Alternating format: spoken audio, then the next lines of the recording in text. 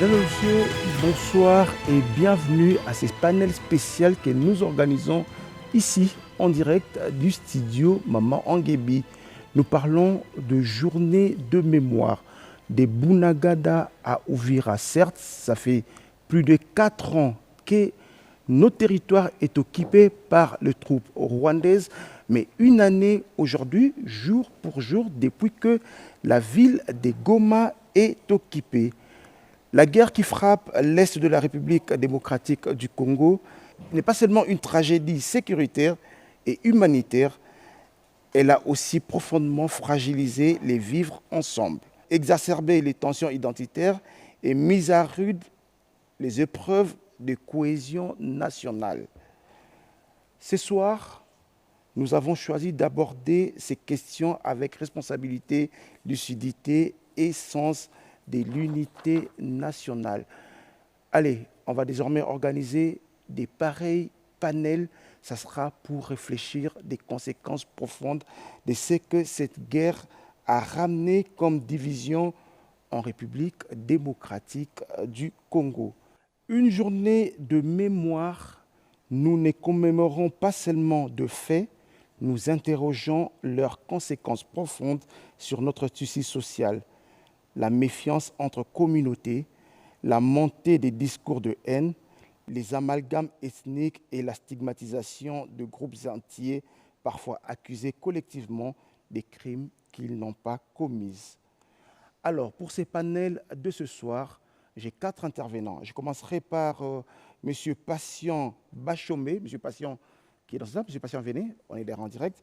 M. Patient Bachombe est engagé sur les questions de cohésion sociale et de paix communautaire. Monsieur Patient, bonsoir et bienvenue. Bonsoir, cher.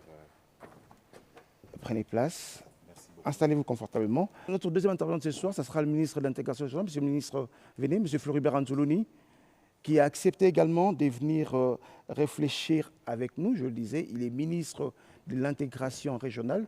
Monsieur le ministre, bonsoir et bienvenue. Installez-vous confortablement. Troisième intervenant de ces panels, c'est M. Laurent Mugiraneza. J'espère que je n'ai pas massacré le nom. M. Laurent Mugiraneza est analyste des dynamiques sociales et identitaires. M. Laurent, bonsoir. Je vais vous demander de vous installer confortablement. Et enfin, M. Mambo Kawaya, qui est acteur des terrains et témoin des réalités communautaires. M. Mambo, qui va me rejoindre également sur ces plateaux ou ces panels exceptionnellement. M. Mambo, bonsoir et bienvenue. Allez, je vais vous demander de vous installer confortablement. M. Laurent, je vais vous donner ces micros. Alors, ensemble, on va essayer de réfléchir sur les conséquences de cette guerre que nous vivons depuis plus d'une année à l'est de la République démocratique du Congo. Certes, une année depuis que Goma est occupée, mais ça fait plus de 4 ans, si nous devons parler des Bunagada à Uvira, ça fait plus de 4 ans que notre territoire, ou le territoire national de la RDC est occupé. Monsieur Bachombe, Monsieur Anzoloni, Monsieur Mugiraneza et Monsieur Mambo, ce qui est intéressant, ces panels, tous, vous maîtrisez très bien tout ce qui est ces questions de l'Est. La première question, M. Patient Bachombe, j'aimerais commencer par vous. Un an que Goma est occupé, on va le dire ainsi, comment la guerre et l'occupation ont-elles transformé les relations entre communautés locales?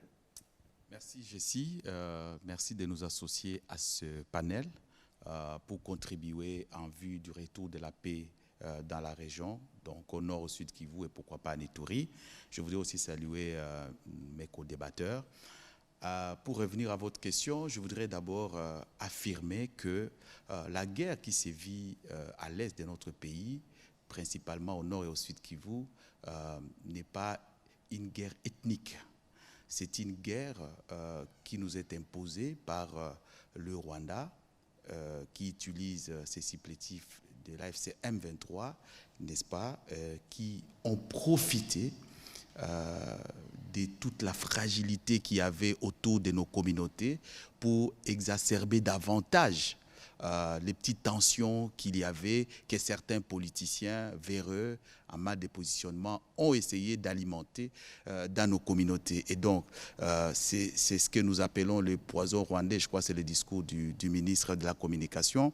Et ils ont mis en avant ce discours qu'il s'agissait d'une certaine marginalisation, haine tribale contre une tribu et qui sont venus en fait pour sauver cette tribu. Et je pense que la communauté nationale et même internationale commence à prendre conscience qu'il ne s'agit que d'une certaine manipulation. Retenez que déjà, depuis 1996, lorsque le Rwanda, à travers les AFDL, ils sont arrivés déjà au Sud Kivu, ils ont parlé de la guerre de Banyamulenge. Mais quand ils ont dépassé le Sud Kivu, pour convaincre d'autres Congolais à adhérer à leur cause, ils ont changé de narratif. Pour arriver à Kinshasa, on ne parlait plus de la guerre communautaire des Banyamulenge. Ils ont commencé à parler d'une guerre de libération jusqu'à ce qu'ils soient arrivés à Kinshasa. C'est pareil. Quand ils ont commencé... là, nous sommes en 97. Là, nous sommes en 96. Et actuellement, parce que si vous regardez bien, vous allez vous rendre compte que c'est presque les mêmes images que nous voyons, les mêmes figures. Il y en a même qui finalement, ils ont fait carrière dans la rébellion et étant utilisés par le même pays, donc le Rwanda. Et vous sentez qu'ils utilisent le même narratif. Et ces narratifs, ça vient alimenter, n'est-ce pas, un contexte où il y avait déjà des petites tensions pour qui viennent encore fragiliser ce qu'il y avait déjà comme effort que nous commencions déjà à déployer, et le gouvernement, et la société civile, et d'autres partenaires. Donc, au niveau communautaire, il y a eu des frustrations de certaines communautés, mais après, il y a une prise de conscience qui commence à venir, et les communautés comprennent qu'ils n'ont pas en réalité des conflits contre les Banyamulenge. Il y a eu quelques citoyens, je dirais, d'une communauté qui ont pris les armes, et ils ont voulu convaincre tout le monde qu'ils les ont pris au nom de ces communautés. Alors que la communauté n'a jamais délégué en réalité ces gens à prendre les armes contre la nation congolaise. Donc je vais dire ici, parce qu'on a vu plusieurs fois des gens discourir en disant que voilà, c'est un problème des Banyamulenge, des Tutsis, Congolais, ainsi de suite. Non, c'est un problème économique. Donc c'est une guerre économique et géostratégique. Et où on a manipulé certaines communautés. Et il n'y a pas que les Tutsis aujourd'hui. Il y a d'autres communautés qui ont été manipulées pour s'attaquer à d'autres communautés encore, que ce soit au Nord Kivu, que ce soit au Sud Kivu. Mais finalement, on se rend compte que non, les communautés, parce qu'il y a eu un travail que la société civile et même les partenaires, l'État congolais, a commencé à réaliser pour mettre certaines communautés ensemble, parce qu'il y a aussi des dynamiques au niveau local qui essayent de rassembler les communautés autour de l'idéal de la paix, autour de l'idéal de la coexistence pacifique et chercher des solutions à leurs problèmes.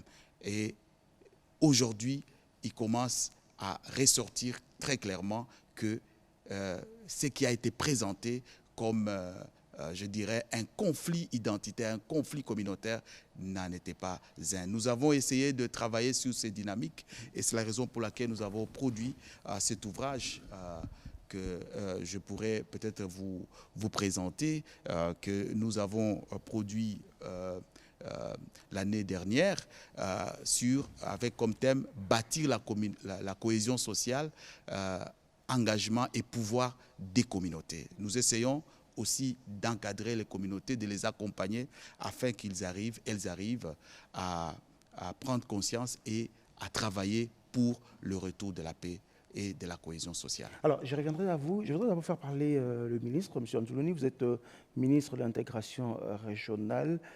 Il y a le côté politique, défi politique, il y a le côté institutionnel. Mais je voudrais ici que vous puissiez nous dire comment éviter que les identités ethniques soient instrumentalisées dans un contexte de guerre prolongée. Si cette guerre s'est prolongée, comment éviter que les identités soient... Merci Jessie de nous recevoir. Je pense que cette initiative est est très importante, et particulièrement pour moi. Vous savez, je suis originaire du Sud Kivu, de Fizi, où se trouve aujourd'hui le cœur du conflit. Et ces questions finalement de crise communautaire manipulée, je reviendrai là-dessus tout de suite, c'est une question essentielle. Alors, il faut d'abord reposer le contexte, je pense. Est-ce que nous avons aujourd'hui affaire à un conflit communautaire ou ethnique? Comme l'a dit ici M. Bachombe, non. Il ne s'agit très clairement pas d'un conflit communautaire ou ethnique. Est-ce qu'en tant que groupe, nous avons des différends, des difficultés et parfois même des conflits, comme dans toutes les familles? Je pense que vous avez une famille, j'ai une famille, vous avez des disputes avec des frères, avec des amis. Oui, comme dans tout groupe, nous avons nos difficultés, nous avons nos différends, nous avons quelques conflits fonciers, nous avons peut-être la situation sociale et économique à certains endroits qui est difficile et donc l'accès aux ressources pose problème. Mais est-ce que cela doit nous emmener et nous emmène et devrait nous emmener à ce type de conflit, à la guerre? Je dis non. Alors, pour restituer les choses, aujourd'hui, il est clairement établi que nous avons affaire, malheureusement, à une agression. C'est-à-dire que c'est un État voisin, à la base un État frère, parce que tous les États voisins sont des États frères, qui a décidé, pour des intérêts personnels, qui sont des intérêts principalement économiques, d'utiliser et de manipuler, j'insiste, ça a été dit ici, d'utiliser et de manipuler nos faiblesses, parce que ces faiblesses existent, nous devons les reconnaître, pour défendre ses propres intérêts qui sont principalement économiques, mais aussi, d'une certaine manière, comme ils le disent, ça peut être sécuritaire, économique et peut-être même démographique. Donc ça, c'est le contexte. Maintenant, est-ce que nous pouvons arrêter ou freiner cela? Oui, parce que malheureusement, cette stratégie réussit parce que certains d'entre nous, Congolais, avons accepté de prendre part à cette stratégie. Certains d'entre nous avons volontairement, pour nos intérêts personnels, accepté d'être manipulés. C'est ça la réalité. Et dans cette manipulation-là, c'est pour ça que vous voyez aujourd'hui beaucoup de Congolais qui font partie du mouvement que tout le monde connaît, FCM23, qui tentent de, ce qu'on dit, congoliser cette crise. Mais c'est parce que nous-mêmes, pour nos intérêts personnels, parce que nous avons des différends, parce que je n'ai pas été d'accord avec mon frère, j'accepte d'être manipulé. Alors, comment gérer cette situation-là? Je pense qu'il y a une responsabilité au niveau des leaders d'opinion. Et donc, c'est une bonne chose que je vois ici, beaucoup de leaders d'opinion, société civile, communautaire, humblement politique. Et donc, c'est à notre niveau d'abord que cette responsabilité devrait se situer. Il n'est pas acceptable aujourd'hui qu'un leader d'opinion, qu'on accepte, qu'on laisse un leader d'opinion tomber dans ce genre de manipulation. Nous étions à Uvira en mission interministérielle il y a quelques mois, je crois que c'est au mois de septembre de l'année dernière, parce qu'on nous avait dit qu'il y avait des massacres communautaires, des massacres de Banyamulenge, des massacres et tout ça. Et nous sommes allés avec le vice-premier ministre de l'Intérieur, avec le ministre Boji de l'époque qui était ministre, qui est aujourd'hui président de l'Assemblée, avec le ministre délégué Eliezer, et avec les services de sécurité, chef d'état-major. Nous avons passé 3 jours à Uvira. Nous avons dormi à Uvira. Mais sans vouloir dire qu'il ne se passe rien, les différents interlocuteurs avec lesquels nous avons parlé avec toutes les communautés, n'ont pas été en capacité de nous démontrer qu'il y avait clairement une stratégie pour marginaliser ou s'attaquer, s'en prendre à une communauté. Mais lorsque vous entendez au niveau de la presse, au niveau de la communication, vous aviez l'impression à cette époque-là que Uvira était devenu un pogrom. Donc voilà un peu, et ça a été facilité aussi, je reviens sur mon point, par certains acteurs, malheureusement, leaders d'opinion, politiques ou non, pour des intérêts personnels, qui sont tombés malheureusement dans cette logique-là et ont servi des intérêts qui ne devraient pas servir. Donc la première des choses, c'est une question de responsabilité des leaders d'opinion. La deuxième des choses, je vais m'arrêter là, c'est une question citoyenne. Moi, je suis un citoyen avant tout. Je crois que là aussi, nous devons, chacun d'entre nous, ce n'est pas simplement une question de leader, chacun d'entre nous doit renforcer son niveau d'amour de ce pays. Je pense que c'est une nécessité, c'est une obligation. L'amour du pays, l'amour de son prochain, l'amour de son compatriote.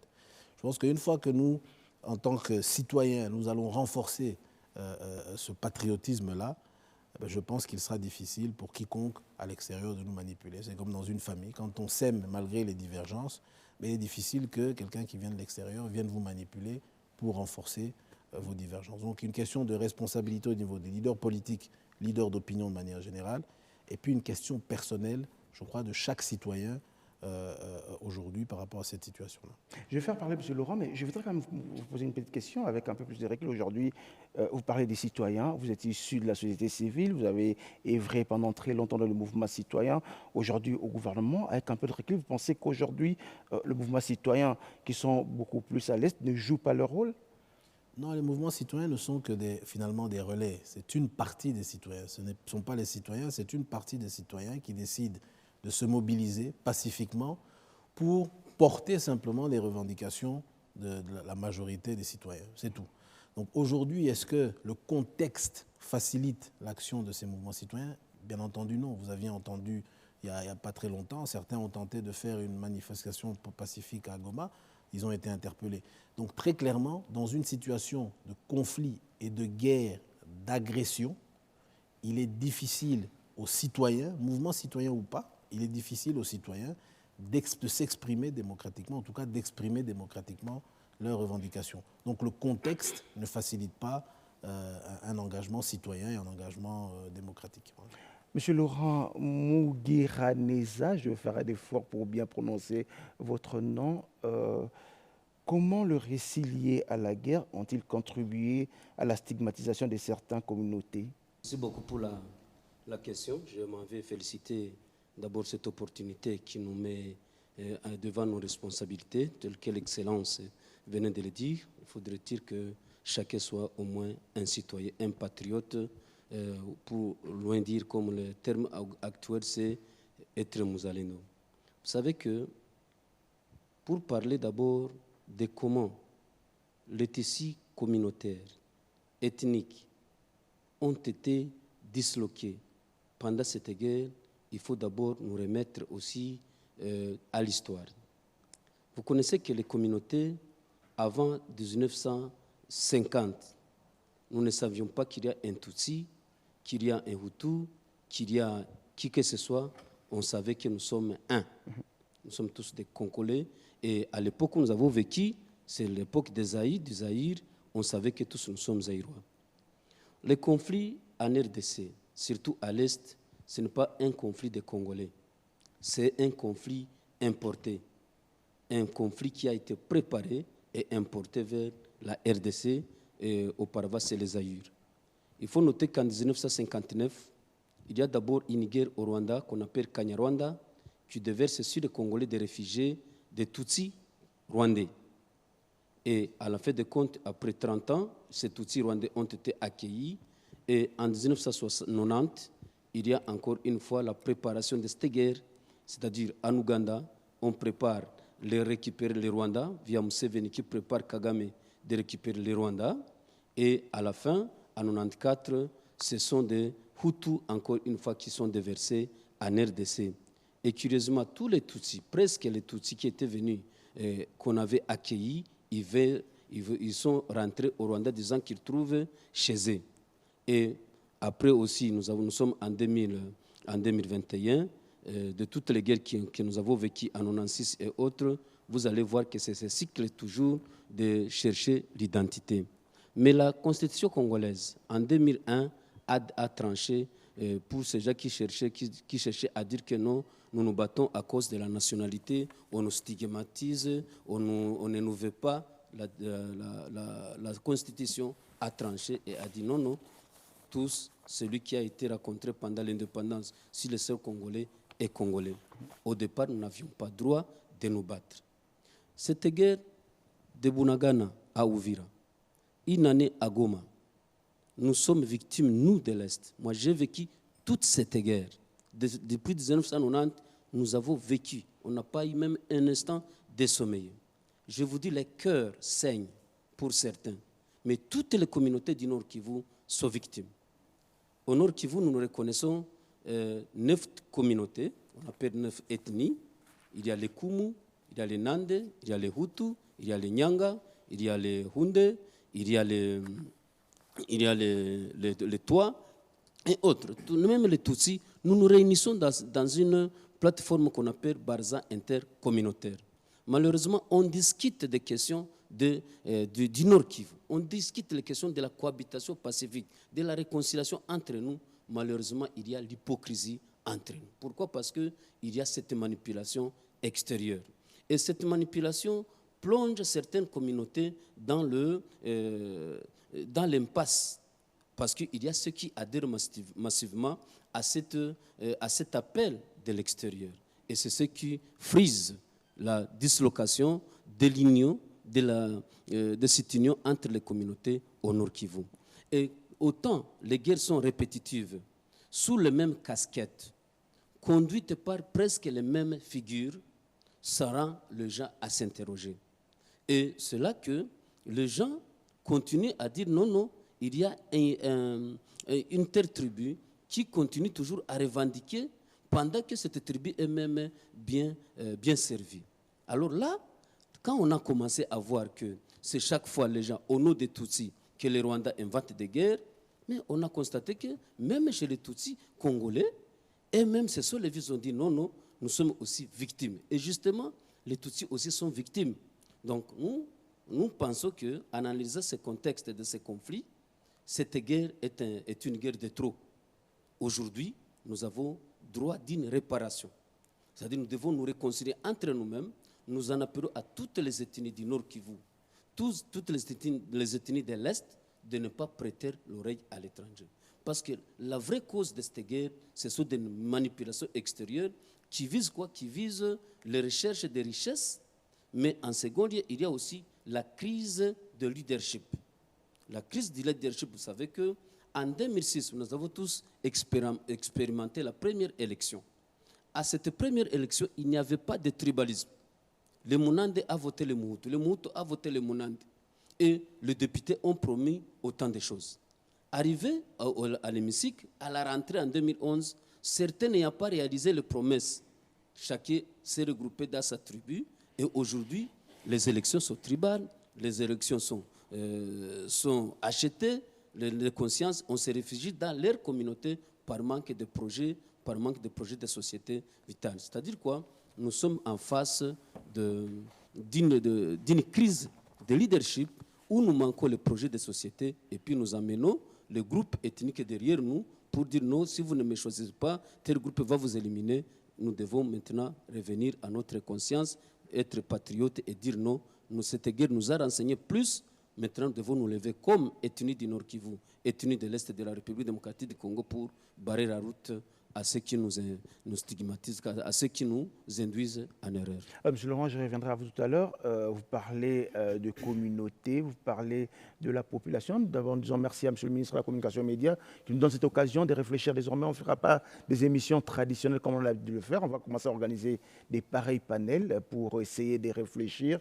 Vous parlez tout à l'heure d'une année de Goma, c'est 4 ans de Bunagana à Uvira. La semaine prochaine, ce sera une année de Bukavu. Donc, il y aura beaucoup de panels comme ça qu'on va organiser pour réfléchir. Alors, parlons communauté, Monsieur Mambo Kawaya, vous qui êtes témoin, vous vivez avec cette population. Ma première question pour vous introduire, c'est comment les communautés vivent-elles concrètement cette année des guerres et des stigmatisations? Comment ils vivent ça?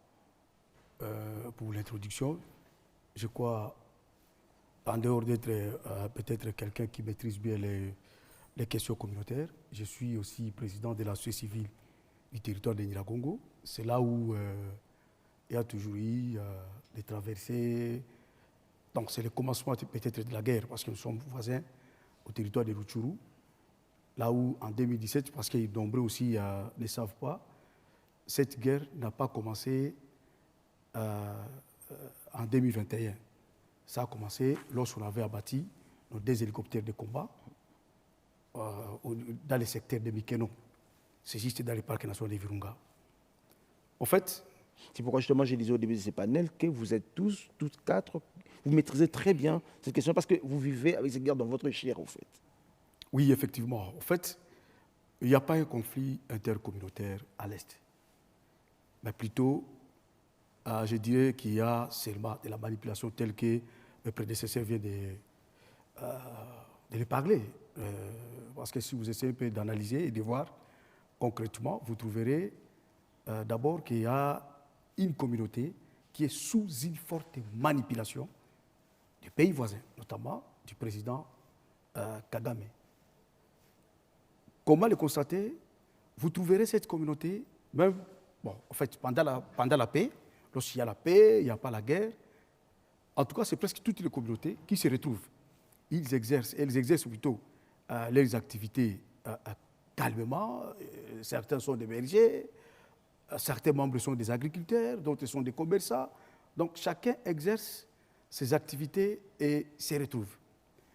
Mais lorsque la guerre commence, toutes ces communautés sont perdantes. C'est-à-dire, c'est le pays qui a déclenché les guerres qui reste les seuls bénéficiaires.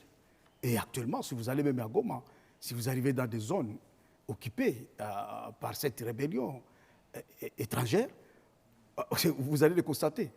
Aucun Congolais, aucun membre de l'AFC ou M23 bénéficie des taxes, de l'argent, des avantages de cette rébellion. Tout est centralisé et amené chez les propriétaires de la rébellion. C'est-à-dire, même les membres de la communauté, tout ce qui exerçait facilement leurs activités au niveau local, ils n'arrivent plus à les faire. Donc, même s'ils sont en train de le faire, mais ils sont aussi taxés et ils ne bénéficient pas comme ils bénéficiaient à l'époque où le gouvernement gérait la question. Mais avant que la guerre se déclenche, qu'est-ce qui se passe d'abord? Vous allez trouver, d'abord, même que ce soit du point de vue organisationnel, vous organisez les groupes sociaux, par exemple la société civile, les bars intercommunautaires, les groupes de jeunes, ou je ne sais pas, les comités de santé, tous ces consorts, vous ne trouverez jamais les membres de cette communauté dans ces groupes-là. Pourquoi? Alors que chaque fois, les membres d'autres communautés ont toujours soulevé cette question comme problème. Si vous allez même dans des activités, des salons communément, donc de chaque samedi, vous ne les trouverez jamais parmi vous en train d'exercer ces activités. Et même pendant la guerre, vous verrez les membres d'autres communautés, les familles en train de fuir et se concentrer dans des camps, de déplacer là où il y a d'autres communautés. Mais les membres de cette communauté-là, notamment la communauté Tutsi, pendant la fuite, elles préfèrent aller et traverser même la frontière jusqu'au Rwanda. Pourquoi? C'est ça la stratégie que le Rwanda a déjà mis en place, parce que le Rwanda a besoin de voir ces gens-là chaque fois à côté de lui et pour s'en servir comme un motif, comme quoi, non, si vous voyez cette communauté ici, c'est parce qu'elle est marginalisée, elle a été poursuivie, elle est en danger, il y a les Wazalendo qui cherchent ses membres, je ne sais pas quoi. En fait, si vous essayez de percer dans la profondeur, vous trouverez que c'est du mensonge pur et simple. Parce que moi-même, en 2023, notamment c'était du 16 au 20, j'étais à Kichanga. L'exemple que son Excellence le ministre vient de donner ici, Sirouvira, c'est le même exemple que moi j'ai vécu. Du 16 au 20, on était parti avec les barges intercommunautaires, avec l'appui de la MONUSCO, à Kichanga. Donc en fait, il y avait des accusations, ça c'était avant la chute de Kichanga. Kichanga, c'est vraiment l'agglomération qui regorge beaucoup de Tutsis, comme Kilori aussi. Donc c'est dans le territoire de Massissi. On était parti là-bas parce qu'il y avait autant d'accusations comme quoi, oh non, les Tutsis sont marginalisés, sont tués. Là, souvent, ce sont des accusations supportées par des médias, relayées par des médias rwandais et par leurs communicateurs, parce qu'ils ont une brigade numérique très forte. Ça, il faut les reconnaître, parce qu'en tout cas, ils s'étaient bien préparés. Arrivé là-bas, qu'est-ce que nous, on avait raconté? On avait trouvé qu'il n'y avait aucun cas de violation des droits humains perpétrés contre les membres de la communauté Tutsi. Par contre, d'autres communautés nous avaient dit quoi? Nous vivons ici avec nos frères, ils ont des moyens, ils ont assez de vaches, des milliers de vaches, mais vous pouvez sillonner tout Kichanga, tous les territoires de Massissi, et vous ne verrez jamais une seule maison construite par un leader ou un membre de la communauté Tutsi. Je pense que c'est pareil même ici à Kinshasa, c'est pareil même à Goma, c'est pareil même à Bukavu. Vous ne verrez jamais que ça, c'est une alimentation, ça, c'est une boutique, ça, c'est un magasin, ça, ce sont des véhicules, ça, c'est une entreprise montée, créée par les membres ou un membre de la communauté. C'est pourquoi, lorsqu'ils sont manipulés, bon, ils se disent, bon, nous avons d'abord rien que nous allons perdre, comme d'autres communautés, et ils acceptent directement, et ils commettent des gaffes. Mais je ne dis pas que c'est toute la communauté, je dis bien... Mais c'est justement ce que je voulais dire, la plupart de cette communauté se sentent plus en sécurité au Congo qu'au Rwanda. Bon, oui, je dirais oui, parce que même pendant la calmie ou soit pendant la paix, ils se retrouvent aussi, ils bénéficient. Mais le mal est qu'ils ont des promesses comme quoi les Rwandais sont en train de travailler pour la création d'un État indépendant pour eux. Donc, c'est-à-dire la balkanisation. C'est pourquoi vous verrez presque tous les officiers, les leaders, tout ça, les grandes personnalités comme Moïse Nyarugabo aujourd'hui, quelqu'un qui fut sénateur, député dans ce pays, en train de faire je ne sais pas quoi que ce soit. Donc, ils sont en train de courir derrière un État indépendant, en dehors des richesses. Qui n'arrivera jamais d'ailleurs, de toute façon. Voilà. Qui n'arrivera jamais. Alors, je vais revenir à vous. On sent que vous êtes vraiment en société civile, vous parlez avec ce qui vous touche. Mais je vais quand même faire parler, monsieur le ministre, que vous êtes ministre de l'intégration régionale. Je vais me poser juste une question comme ça. En quoi les tensions ethniques constituent-elles un défi majeur pour l'intégration régionale? Non, c'est un défi. Les tensions ethniques, je dirais plutôt en quoi le contexte actuel constitue cela. Juste peut-être nuancer, je pense qu'il est important dans ce genre de débat de nuancer ce que notre frère vient de dire. Cette manipulation ne se limite pas à une communauté. Il est important de le dire, je pense que mon compatriote le pense également. Toutes les communautés finalement sont manipulées. C'est comme ça que j'ai parlé depuis le départ de patriotisme et de la citoyenneté de chacun d'entre nous. Donc toutes les communautés, quand vous regardez aujourd'hui la FC M23, est représentée, la tête aujourd'hui de l'AFC est très clairement d'une communauté qui n'est pas du tout celle-là. Donc il est important de nuancer. Et d'ailleurs, ils recrutent même dans la population congolaise. Tout à fait. Alors ça, c'est une chose. Deuxième chose, oui, ça fragilise fortement, cette situation fragilise fortement l'intégration régionale. Tout simplement parce que l'intégration régionale, c'est faciliter finalement les déplacements des personnes, des biens, et même des services entre les différents États de la région, ce qui nécessite bien évidemment un minimum de sécurité et de stabilité. Mais aujourd'hui, c'est un État de cette région qui bénéficie et profite de cette intégration régionale qui est à la base de ce conflit et qui est à la base de la manipulation qui est aujourd'hui faite en termes au niveau de ces différentes communautés. Donc oui, il y a une fragilisation, d'autant plus que ce comportement de ce pays voisin a impliqué justement d'autres pays voisins dans ce conflit.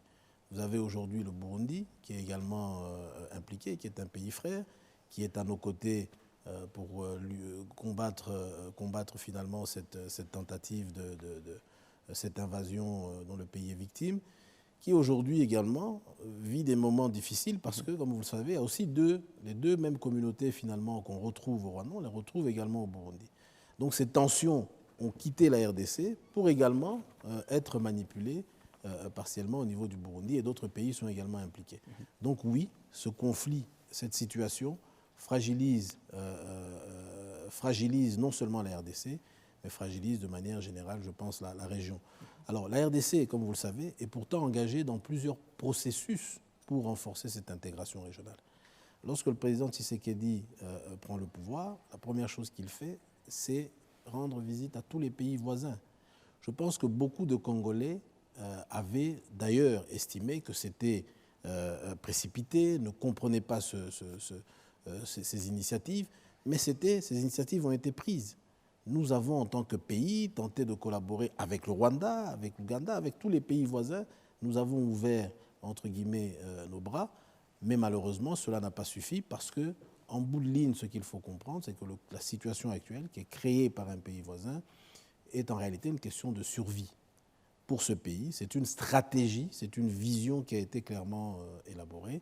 Maintenant, il faut contraindre ce pays voisin le contraindre à mettre un terme à cette stratégie et à cette vision. Et cela impose non seulement que nous, Congolais, soyons mobilisés, mais ça impose également que nous mobilisions les autres dans la région. C'est ce que nous faisons, nous tentons de faire, en faisant comprendre aux uns aux autres que c'est dans la paix et dans la stabilité que nous allons tous bénéficier, parce que c'est ça le cœur du problème, nous pourrons tous bénéficier de manière équitable, de manière respectueuse, de manière équilibrée des ressources, des multiples ressources dont regorge la RDC, parce que c'est le cœur finalement de ce conflit qui s'est aujourd'hui régionalisé. Donc nous avons plusieurs initiatives, nous avons, vous l'avez vu, nous avons pris la tête de la CIRGL, où nous avons encore une fois insisté sur l'intégration économique. Nous avons été signés, malgré le conflit, un accord économique avec le Rwanda qui est conditionné, attention, par le retour à la paix et le retrait des troupes rwandaises de la RDC.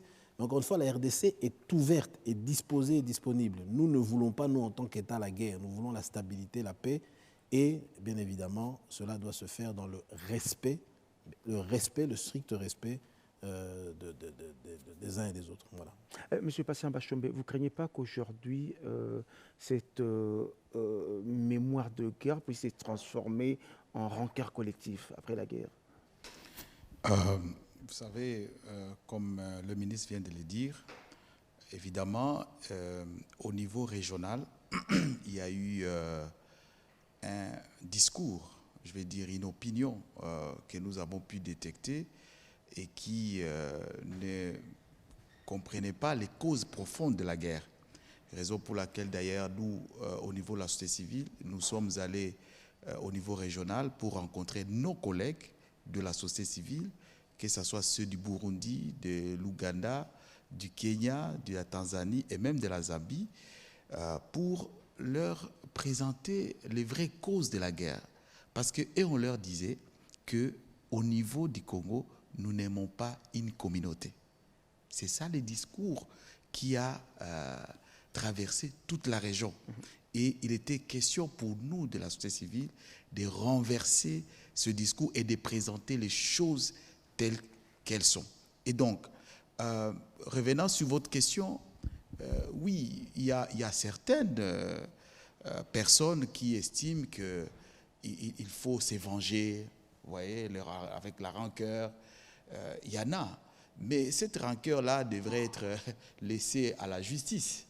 Je pense qu'il faut qu'il soit connu dans ce pays que toute personne qui prend les armes contre la République, c'est un crime. Et la communauté ne peut pas revendiquer une telle personne. Et la justice a un rôle à jouer, quoique nous parlons de la réconciliation, quoique nous parlons du dialogue. Et d'ailleurs, c'est là que je soutiens la position du chef de l'État qui a dit qu'on ne peut pas dialoguer avec ceux qui ont pactisé avec les ennemis. Nous venons de produire un rapport récemment sur les crimes qui ont été commis depuis une année, mais c'est plus d'une dizaine de millions, des milliers de nos compatriotes dont la vie a été fauchée. Vous imaginez? Je vois les images en face de moi et heureusement, derrière notre panel, il y a des images. Quand vous regardez combien les tissus sociaux et économiques est vraiment sérieusement entamé, on se pose la question, comment on va reconstruire encore?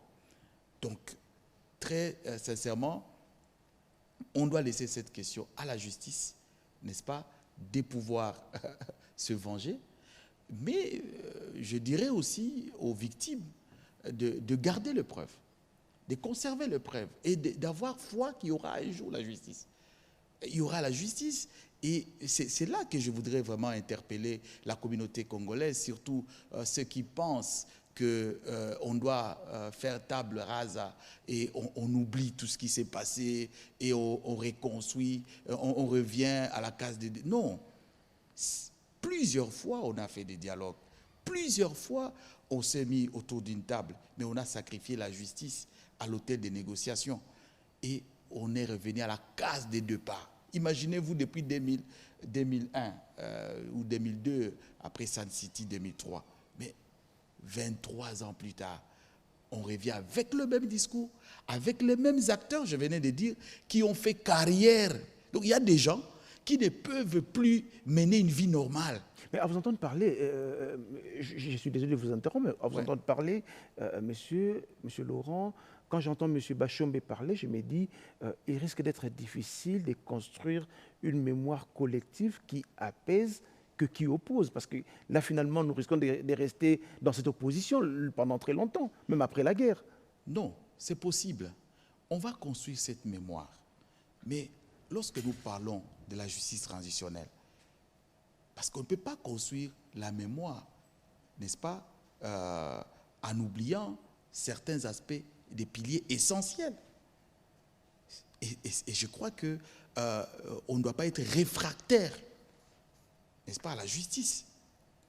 Aujourd'hui, nous avons un programme très intéressant, le PDDRCS. C'est un programme que le gouvernement a mis en place, n'est-ce pas, pour la démobilisation et la réinsertion communautaire et la stabilisation. Mais ces gens, quand ils vont retourner, quand ils seront démobilisés après la guerre, ils vont retourner où? Ils vont retourner dans les communautés. Est-ce que les communautés vont oublier? Non, ils ne vont pas oublier. Mais on doit mettre en place un mécanisme de réconciliation, n'est-ce pas, et de vérité. Parce qu'on ne peut pas parler des mémoires sans vérité. Mais la question, M. Laurent, la question aujourd'hui, je repose la même question, il sera difficile de reconstruire une mémoire collective qui a... Parce qu'à un certain moment, on doit arriver à cela, à apaiser les tensions. Alors, il sera difficile de reconstruire une mémoire collective qui apaise, qui oppose.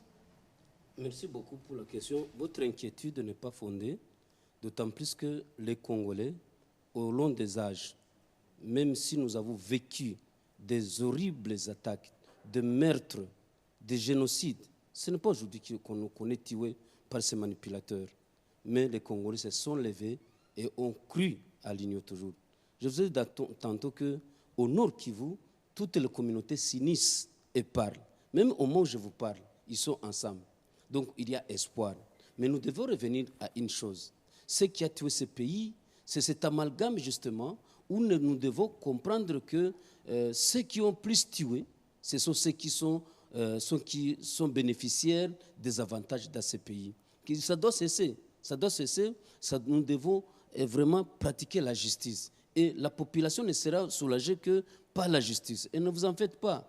Dans chaque tribu, dans chaque ethnie, il y a une brebis galeuse. Et chaque tribu veut voir la sanction à cette brebis galeuse. Et lorsque nous avons un pouvoir, demain ou après-demain, on nous amène à la négociation avant que prenne fin cette guerre, et puis c'est la récompense aux criminels. Voyez-vous ce qu'ils ont fait à ce que je fasse une année loin de ma famille, que c'est à eux que je commence à appeler des excellences, pendant que ce sont eux qui ont marché sur les cadavres. Moi, si je peux vous compter, depuis 1990 à nos jours, combien de mes parents sont morts, si je vous raconte les tragédies dans lesquelles ils sont tombés sur le champ de bataille, vous n'allez pas me demander de pardonner. Mais on oublie tout ça. Les pardons, la réconciliation est possible, mais que nous ayons des garanties. La justice transitionnelle, nous avons la vérité, nous parlons de vivre ensemble. On doit réfléchir, nous sommes en train de réfléchir, de vivre ensemble. M. Anzoulouni, M. Bassonga, M. Bachombe, on est en train de parler de vivre ensemble. À un moment donné, les discours d'âme devant tout laisser de côté et parler réconciliation, vivre ensemble, M. Anzoulouni. Mais comme ça a été dit ici, je pense qu'il est clairement établi ici que les Congolais n'ont pas de problème pour vivre ensemble. Nous vivons ensemble depuis toujours sans aucun problème. Mais la blessure reste ouverte, c'est ça le problème. Absolument. Mais tout cela, c'est-à-dire que la blessure qui est liée à ces conflits ne peut se résoudre que par étapes. La première des choses, c'est l'identification des causes profondes, comme on aime à le dire, de ce conflit. La deuxième des choses, c'est effectivement mettre fin à l'impunité. D'une manière ou d'une autre, c'est ce que nous avons vécu ici depuis des décennies, l'impunité totale par rapport à des actes extrêmement graves qui sont commis par des Congolais et par d'autres nationalités. C'est inacceptable. Donc oui, vivre ensemble, penser nos blessures par rapport à ce qui se passe, mais ça commence d'abord par la première des choses, le pays voisin, pays frère et agresseur doit quitter le territoire congolais. Je pense qu'il faut dire les choses clairement. Je ne vois pas comment on crée une réconciliation, ou en tout cas, on gère cette question des frustrations liées au conflit sans cela. Ce pays doit quitter le territoire congolais. Et ensuite, les blessures qui ont été manipulées et renforcées dans le cadre de ce conflit, je n'ai aucun doute que les Congolais seront en mesure de penser ces blessures-là et de renforcer la cohésion entre nos différentes communautés. Mais aujourd'hui, il y a un amalgame. On donne l'impression, on parle de discours de la haine pendant que nous sommes agressés. Il y a un pays voisin qui est là, sur notre territoire. Donc comment voulez-vous aujourd'hui avoir une cohésion pendant qu'il y a un pays voisin, qui a des militaires qui tuent sur notre territoire, au vu de tout le monde? Il parle de protéger une communauté qui est marginalisée. Exactement. Et cette communauté qui est marginalisée, qui est elle-même, en tout cas une partie, moi je vois beaucoup de membres de cette communauté. J'étais encore avec mon frère le ministre Guy Saro il y a 2 ou 3 semaines, qui ne se reconnaissent pas du tout dans cette rébellion, pseudo-rébellion, et dans cette agression. Donc la première des choses aujourd'hui, c'est que ce pays qui nous agresse doit quitter, et ça c'est l'urgence première, quitter le territoire congolais. Et je pense que je suis convaincu, je ne le pense pas, que les Congolais vont ensuite discuter, se mettre autour d'une table pour penser ces blessures-là, penser les plaies et renforcer la cohésion et travailler pour la construction ou la reconstruction de notre pays. Monsieur Correa, je vais revenir à vous. On va parler des leaders communautaires, religieux ou autres. Parlons des vivre ensemble. Quel est le rôle qu'ils doivent jouer? Bon, d'abord, je peux vous rassurer que, en tout cas, sous le leadership de son Excellence, Monsieur le Président de la République, les communautés du Nord Kivu ont quand même confiance que la justice fera son travail dans les jours à venir, même après la guerre. Ça, c'est un. Deuxièmement, les leaders communautaires ont un grand rôle à jouer, surtout après la guerre, pas pendant la guerre, parce que pendant la guerre, d'abord, c'est le gouvernement, donc c'est l'armée, c'est la diplomatie, qui doivent vraiment faire leur travail. Mais après la guerre, ce sont des leaders qui vont vraiment avoir des tâches lourdes plutôt pour réconcilier, à mettre ensemble toutes ces communautés et pour qu'il n'y ait pas quand même de représailles. Parce que actuellement, avec... vous savez que cette guerre, c'est parmi des guerres, donc c'est la guerre qui a connu beaucoup de pertes aux autres communautés. Ça, je l'ai dit parce que c'est presque chaque jour que nous comptons quand même des morts. Donc des gens sont tués presque chaque jour. Et heureusement, les organisations de la société civile et aussi avec la dynamique de son Excellence, ou soit du gouvernement actuel, avec le ministre des Droits humains, avec le ministre de la Justice, je crois qu'il y a même des procès qui sont déjà engagés contre les pays agresseurs, notamment à Arusha, donc contre le Rwanda.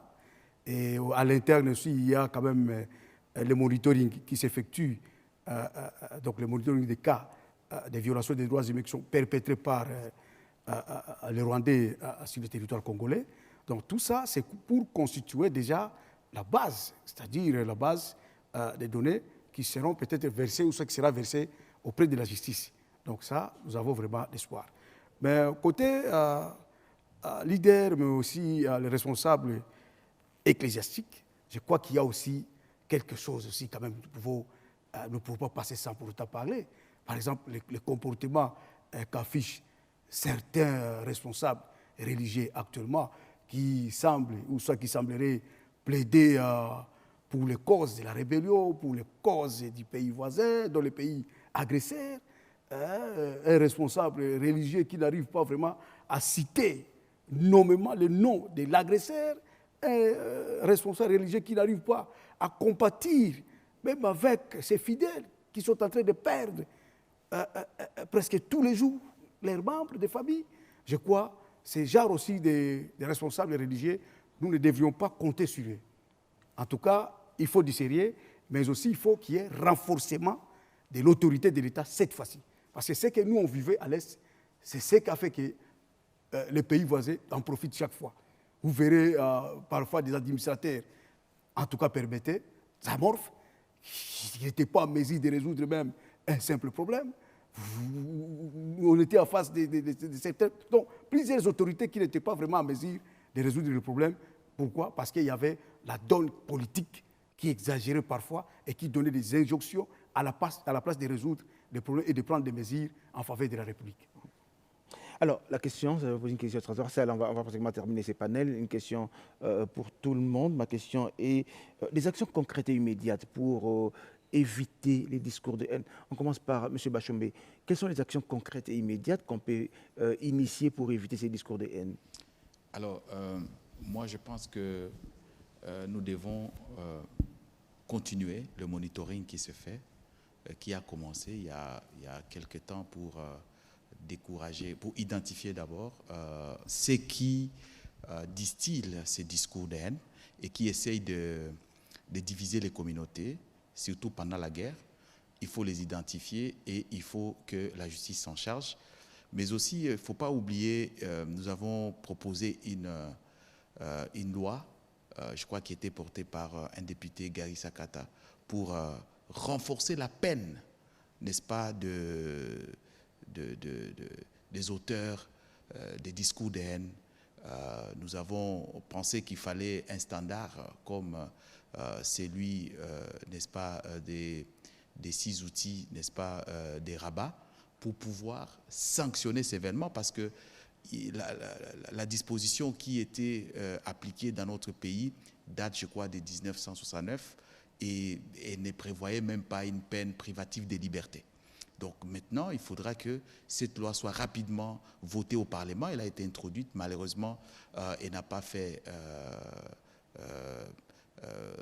bonne route. Il faut vraiment qu'elle soit prise au sérieux dès la rentrée parlementaire, afin que les juges, lorsqu'ils vont commencer à sanctionner, ils puissent, n'est-ce pas, bien sanctionner. Il faut aussi que c'est que les amis ont parlé ici du dialogue.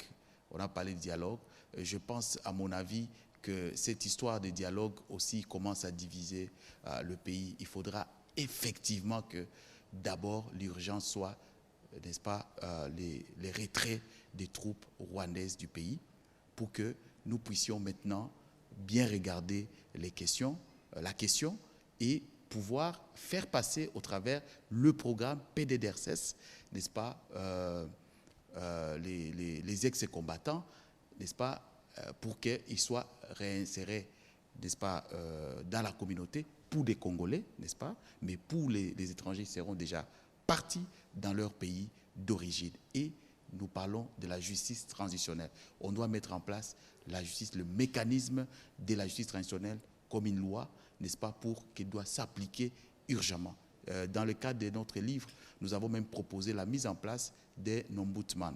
C'est une approche qui a été, n'est-ce pas, c'est une approche qui a été prise par exemple, des pays comme le Burundi, et qui a repensé, n'est-ce pas, les blessures de la guerre, et c'était un médiateur interne qui a travaillé aussi sur des frustrations, sur la réconciliation. Voilà ce que nous pouvons donner comme piste. M. Laurent Mugiraneza, comment faire? Mon ami, je commence d'abord à féliciter le chef de l'État, Antoine Félix Tshisekedi, et son gouvernement, qui ne ménagent aucun effort pour que cessent les discours de haine en RDC. Mais la loi fondamentale de la RDC dit ceci. Je pense à l'article 9, c'est pas 9, c'est 8. Tous les citoyens naissent égaux. C'est-à-dire quoi? S'il y a quelqu'un qui fait du mal et qu'on les nomme ainsi, c'est un discours de haine. On a comme l'impression qu'il y a les gens qui sont permis de tuer au tas de milieux et que les autres n'en disent rien. Je vous donne un exemple. Chez moi, en août, en 2025, en août, juillet, on tue plus de 315 cultivateurs. C'est un rapport documenté par Human Rights Watch. Ceux qui les ont tués, on les connaît. Qu'on ne dise rien, mon ami. Donc il y a des humains et d'experts humains. C'est ça le problème. Deuxièmement, vous avez un cas de ZADF. Si réellement vous appelez les acteurs de ZADF et vous leur demandez pour qu'est-ce qu'ils veulent en RDC pour tuer les Congolais au Grand Nord, à Ituri, depuis 2014 jusqu'à présent, ils vont vous dire quoi? parce qu'ils sont censés tuer en Ouganda où ils doivent récupérer leur pouvoir. Mais aujourd'hui, hier ils ont tué, avant-hier ils ont tué. Vous tuez des simples citoyens. Qu'on dise que les ADF sont mauvais, c'est un discours de haine. Ce qu'il faut, mon ami, c'est un état de droit. Nous devons appliquer la résolution 2773. Le monde ne doit pas se moquer de nous. On ne doit pas chaque fois nous imposer. J'ai vu même que c'est souligné dans la cour de Washington, éviter les discours de haine. Qui sont les promoteurs de ces discours de haine? Ça coûte quoi de dire au Rwanda de quitter la RDC? Ça coûte quoi à la communauté internationale? Nous avons vu le Washington aller prendre, si c'est Miduro, un président et l'amener à Washington.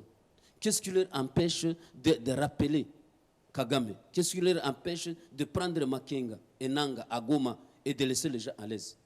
Vous voyez les gens continuer toujours à vivre comme ça. Vous ravissez les gens les droits de vivre. Vous ravissez, il n'y a pas d'aéroport, il n'y a pas de banque. La communauté congolaise à l'Est, même ici nous souffrons de ça. Les gens qui doivent quitter notre territoire, un seul mot suffit et nous souffrons de l'hypocrisie internationale. Même si on doit nous dire que nous avons notre responsabilité, je vous dis, messieurs, il faut que la justice soit faite. Il y a une règle, les Rwandais doivent partir et nous laisser, nous les Congolais, jouir du bien de notre pays. Et aussi, j'ajoute, il n'y a pas de sang précieux que le sang des autres. Alors, le ministre de l'Intérieur va conclure, mais M. Kawaya, la même question pour vous également. Comment faire action concrète pour bannir les discours de haine? Merci beaucoup. D'abord, il faut mettre fin à la guerre. Ça, c'est un. Deuxièmement, les victimes ne doivent pas être sécurisées par leurs bourreaux demain. C'est-à-dire avec ce qu'on est tenté de vivre aujourd'hui, Doha, Qatar et consorts.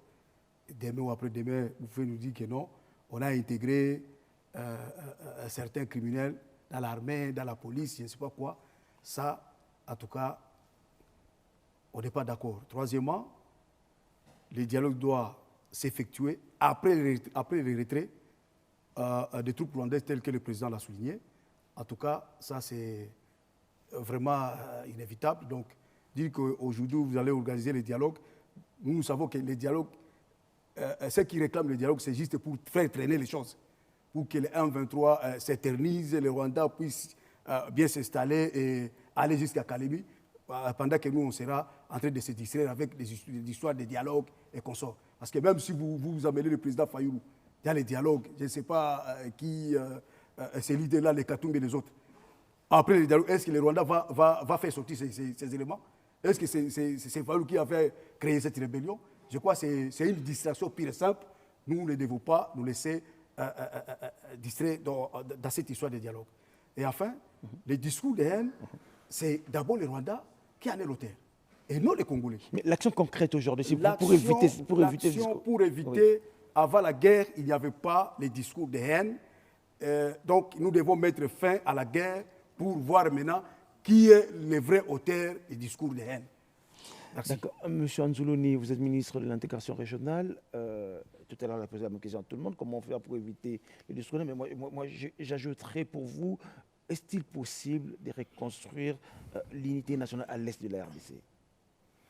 Alors moi, la question, je la poserai différemment. Je dirais plutôt comment faire pour que nos compatriotes, éviter que nos compatriotes ne tombent dans le piège, dans la manipulation qui amène certains d'entre eux à avoir ce genre de discours.